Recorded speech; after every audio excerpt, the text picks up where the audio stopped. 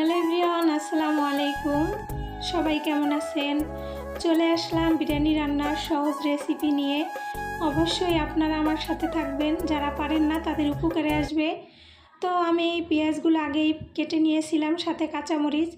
এই বাটির মধ্যে আমি শুকনো উপকরণ সহ আদা বাটা, জিরা বাটা, রসুন বাটা, সাথে কাজু বাদাম, পোস্ত বাদাম, জয়ফল, জয়ত্রী পরিমাণ মতো নিয়ে আমি বাটিতে রেখে দিয়েছি আগেই, সাথে একটা বিরিয়ানির মশলা।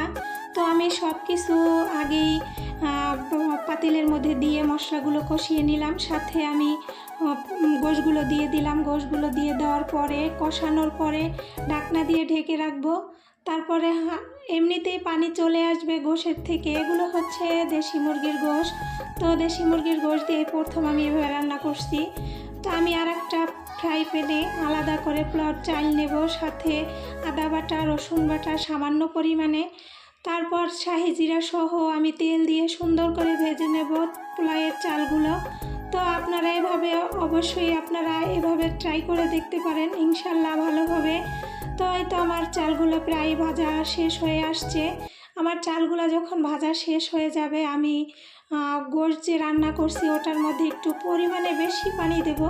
এই চালগুলো আলা চালের মতো বেশি পানি দিলে গলে যাবে একদম। তো আমি পরিমাণের চেয়ে একটু কম পানি দিলাম গোশের মধ্যে। দেওয়ার পরে আমি চালগুলো যে ভেজে রেখেছিলাম সেগুলো এখন দিয়ে দেব গোশের মধ্যে, পানির মধ্যে।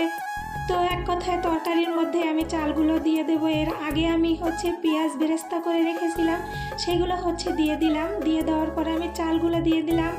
চালগুলো দিয়ে আমি লাড়াচাড়া দিয়ে তারপরে একটু আমার টক দই ছিল না, যার জন্য আমি একটু গুঁড়া দুধ দিয়ে দিলাম। তো দেখতেই পাচ্ছেন, এই তো আলহামদুলিল্লাহ আমার চালগুলো সুন্দর হয়ে আসছে। এই তো ফাইনালি হয়ে গেছে আমার বিরিয়ানি রান্না। তো কেমন হয়েছে আপনারা অবশ্যই জানাবেন। সবাই ভালো থাকবেন।